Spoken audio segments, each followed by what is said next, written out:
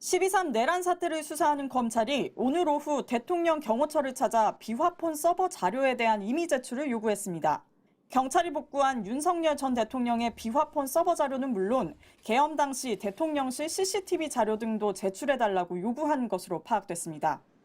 앞서 경찰은 지난해 3월부터 올해 1월까지 비화폰 서버 기록을 복구했습니다. 국무위원들이 모였던 5층 대통령실 대접견실과 복도를 비추는 CCTV도 확보했습니다. 검찰 관계자는 경호처와 긍정적인 방향으로 협의하고 있다고 말했습니다. 경호처도 성실하게 수사에 임한다는 기조로 협의에 응하고 있는 것으로 알려졌습니다.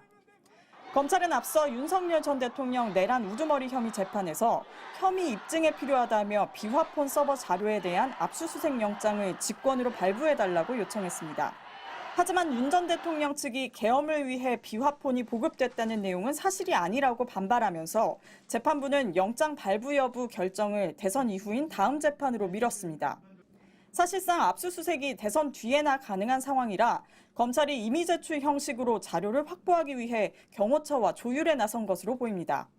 검찰이 윤 전 대통령이 계엄을 모의하기 시작한 시기로 보고 있는 작년 3월부터 비화폰 서버 기록을 확보하면 계엄 모의부터 실행까지 내란 전모를 확인할 수 있을 것으로 보입니다. MBC 뉴스 이일입니다. 지난 1월 3일 법원이 발부한 윤석열 전 대통령 체포영장 집행을 대통령 경호처가 막아섰습니다. 빈손으로 돌아선 경찰은 이후 체포 방해를 지휘한 것으로 지목된 김성훈 경호처 차장을 특수공무집행 방해 혐의로 입건해 구속영장을 신청했습니다. 하지만 김 차장에 대한 강제 수사는 검찰 문턱을 넘지 못했습니다. 경찰이 신청한 구속영장을 검찰이 3차례나 반려했기 때문입니다.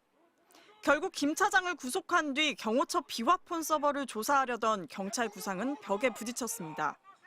이상민 전 행안부 장관이 내란에 가담했는지 보기 위해 경찰이 신청했던 대통령 안가 CCTV 압수수색 영장 등도 검찰에 3번 가로막혔습니다. 영장 발부 여부는 법원이 결정하지만 영장 청구는 오직 검찰만이 할 수 있는 헌법 12조 규정 때문에 이 같은 일이 반복되고 있는 겁니다. 검찰의 영장 청구권 독점 조항은 5.16 군사 쿠데타 이후인 1962년 헌법 개정 때 처음 생긴 뒤 63년째 그대로입니다.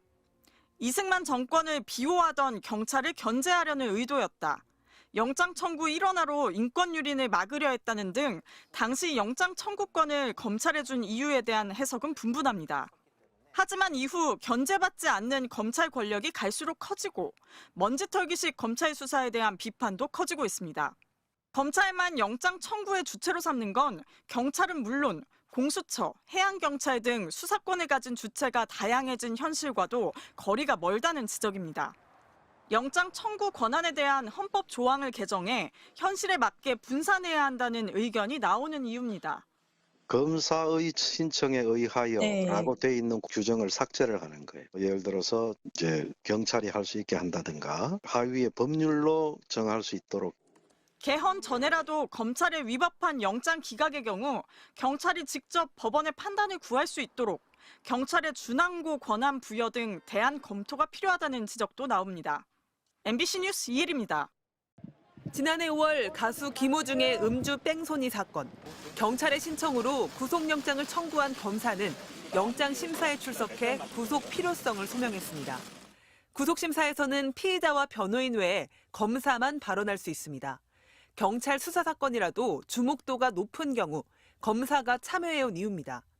그런데 김성훈 대통령 경호처 차장의 영장 심사에는 단 한 명의 검사도 모습을 드러내지 않았습니다.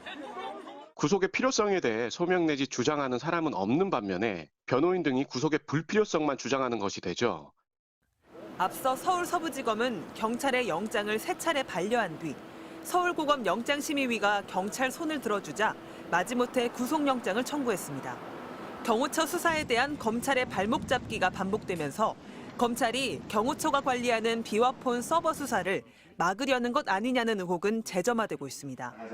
비상계엄 이후 김용현 당시 국방장관은 민간인인 노상원 전 정보사령관에게 지급됐던 경호처 비화폰으로 이진동 대검차장과 통화한 뒤 12월 8일 검찰에 나갔습니다. 전화번호를 수소문한 사람은 심우정 검찰총장이었습니다. 비화폰 수사가 이뤄지면 윤 대통령과 내란 관여자들은 물론 검찰이 어떻게 관여했는지도 들여다볼 수 있는 겁니다.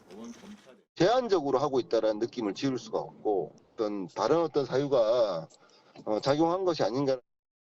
김 차장 신병 확보에 실패한 것과 별개로 경찰 수사는 이어질 전망입니다.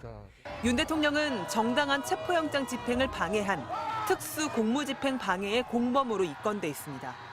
앞서 윤 대통령 구속이 취소된 내란 사건과는 별개 사안이라는 점에서 윤 대통령 탄핵 결과에 따라 구속영장을 다시 신청할 가능성도 제기됩니다.